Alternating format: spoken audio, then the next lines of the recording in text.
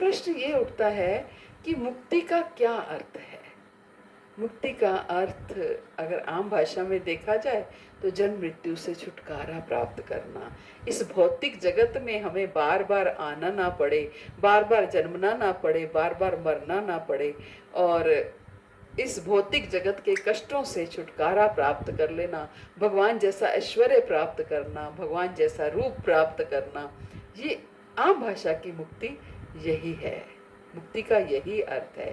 बड़े बड़े योगी मुनि तपस्वी इस मुक्ति को प्राप्त करना चाहते हैं, लेकिन भक्त ऐसी मुक्ति नहीं चाहता। भक्त असली मुक्ति चाहता है। असली मुक्ति क्या होती है? असली मुक्ति होती है भगवान का पार्षद बन जाना, उनका सखा बन जाना, उनके मैया बन जाना, उनकी गैया बन जाना, उनके वृंदावन के वानर बन जाना, वृंदावन के वृक्ष बन जाना, किसी तरीके से भगवान की सेवा में शामिल होना। ये सब जो है मुक्ति से श्रेष्ठ है। मुक्ति तो एक नगण्य वस्तु है। भक्त मुक्ति नहीं चाहते, भक्त भगवान की लीला में शामिल होना चाहते हैं, भक्त भगवान को आनंद देना चाहते हैं। मुक्ति में ये इच्छा होती है कि हम कष्टों से दूर हो जाएं, हमें कोई कष्ट ना हो, हम जन्म मृत्यु से छूट जाएं और कहीं जाकर आराम करें। भगवान की सेवा की कामना नहीं होती है, लेकिन भक्ति में भगवान की सेवा की कामना होती है। भक्ति में भगवान की के साथ रहकर भगवान की सेवा करें, भगवान को आनंद देने की कामना होती है। तो ये मुक्ति और भगवान के आनंद में अंतर है। भगवान की सेवा की अगर लालसा नहीं है तो भगवान का प्रेम प्राप्त करना थोड़ा कठिन है। तो करना क्या है? भक्त क्या चाहता है?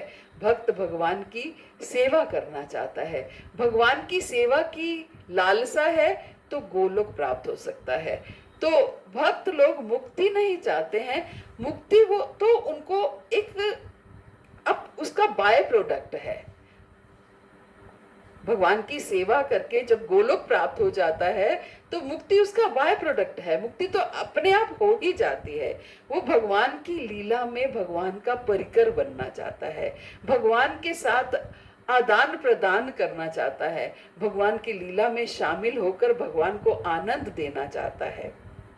मुक्ति में स्व सुख की कामना होती है कि मुझे सुख मिल जाए, लेकिन भक्ति में कृष्ण के सुख की कामना होती है। कृष्ण को सुख मिले, कृष्ण को आनंद मिले, मैं कैसे कृष्ण को सुख दे पाऊं, कैसे उनके लिए उनकी सेवा कर पाऊं, कैसे कृष्ण सुखी रहें, कैसे कृष्ण प्रसन्न रहें।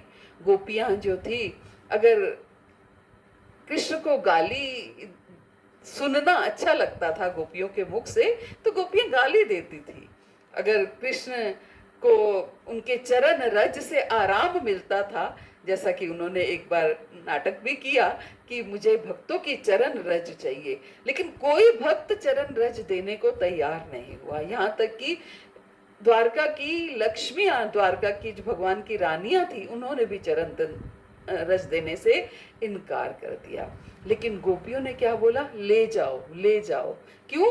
क्योंकि कृष्ण सुख की कामना थी। अगर कृष्ण को सुख मिलता है, कृष्ण को आराम मिलता है, तो हमें भले ही हम नरक के भागी बने, लेकिन कृष्ण को आराम देना है। ये गोपियों की इच्छा थी।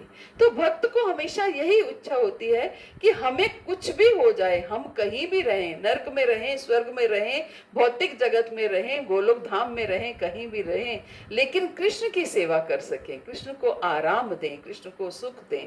तो ये उनकी इच्छा होती है। तो गोपियों ने इसलिए चरण रज तक दी, इस चीज की भी चिंता ना करते हुए कि कहीं उनको नरक ना मिल जाए। तो ये अंतर होता है मुक्ति और भक्ति में। सेवा की जहां भावना है वहां गोलोक है। कृष्ण को झूला झुलाना, कृष्ण को खिलाना, कृष्ण जब विहार करके आए, वन विहार करके आए, गैया चरा करके आए, धूल धूसरित हो और उनको स्नान कराना, उनको श्रृंगार करना, ये सेवा है और ये प्रेम है। मुक्ति तो बिल्कुल नीरस है। बस हम जन्म मृत्यु से छूट जाएं इस जगत के थपेड़ों से, हम माया के जाल से छूट जाएं। भगवान हमारी मदद करें और मदद करके वो अपने घर रहें और हम अपने घर रहें। ऐसा नहीं है, भक्त ऐसा बिल्कुल नहीं चाहता। भक्त जो है भगवान के की सेवा करना चाहता है। भक्त कैसे ना कैसे करके वो ये चाहता है कि वो भगवान की हर इच्छा पूरी करे, भगवान के हर सुख का वो कारण बन जाए, है ना, ज्यादा से ज्यादा भगवान को सुख पहुंचाए। भगवान अगर मुक्ति तो केवल अपने लिए होती है। जो भक्त मुक्ति चाहते हैं तो स्वार्थी, भगवान स्वार्थी भक्त हैं। तो भगवान ऐसे स्वार्थी को मुक्ति भी नहीं देते। नहीं तो गोलोक देने की बात तो बहुत दूर है, भगवान ऐसे स्वार्थी को मुक्ति भी नहीं देते। मुक्ति भी भगवान भक्त को देते हैं जो सेवा करना चाहते हैं। ना तद्भास्यते सूर्यो न शशांको न पावका यद् गत्वा न निवर्तन्ते तद् धामम परमम मम। न तद्भास्यते सूर्यो, भगवान कहते हैं ना तो यहाँ पर सूर्य की आवश्यकता है ना चंद्रमा की आवश्यकता है, ये मेरा परम धाम है। जो एक बार इस धाम में आ जाता है उसे वापस जाना नहीं पड़ता। तो इसका अर्थ क्या है, जब भगवान के धाम में पहुंच जाते हैं तो मुक्ति अपने आप प्राप्त हो जाती है, उसको वापस आना नहीं पड़ता। लेकिन भगवान के धाम में जाने के लिए भगवान का प्रिय बनना पड़ता है। भगवान का प्रिय बनने के लिए भगवान की सेवा करनी पड़ती है। भगवान अपने धाम में किसको एंट्री देंगे, हम अपने घर में किसको एंट्री देते हैं, जिससे हमारे प्रिय हैं, हम जिनको जानते हैं, हमारी उनके साथ जान पहचान है। कोई डोर बेल बजाए तो हम सबके लिए दरवाजा नहीं खोलते, जो जिन्हें हम जानते हैं हम उनके लिए दरवाजा खोलते हैं। तो भगवान भी हमारे लिए अपने धाम का दरवाजा तभी खोलेंगे जब वो हमें जानेंगे। और वो हमें जानेंगे कब, जब हमारे हृदय में उनकी सेवा की वासना होगी, हमारे हृदय में लालसा होगी कि हम कैसे भगवान की सेवा करें, क्या करें जिससे भगवान को सुख पहुंचे, क्या करें जिससे भगवान को आराम पहुंचे। तो अगर हम शुद्ध भक्त बनना चाहते हैं, अगर हम चाहते हैं कि शुद्ध भक्ति की राह पर चलें, तो अपने हर कर्म को भगवान की सेवा समझकर करें।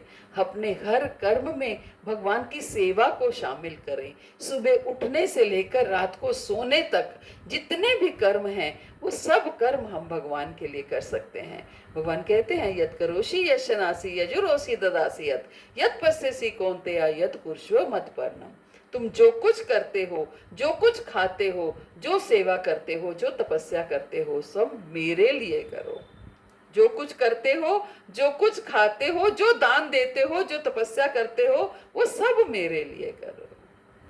अब हम कहेंगे कि हम सब कुछ कैसे भगवान के लिए कर सकते हैं, हम सब कुछ कैसे, हम रात को सोते भी हैं, सुबह उठते भी हैं, तो हम सुबह उठ भी भगवान के लिए सकते हैं। सुबह उठे तो उठ के भगवान के नाम का भजन करें, उठते ही तो उठना हमारा भगवान के लिए हो गया। रात को सोए तो सोते हुए भावना ये हो कि हे प्रभु, अब दिन भर की सेवाएं करने से अब ये शरीर जो है वो थक गया है, अब सुबह उठ के फिर से मैं आपकी सेवा में लग पाऊं, इसलिए इस शरीर को आराम देना है।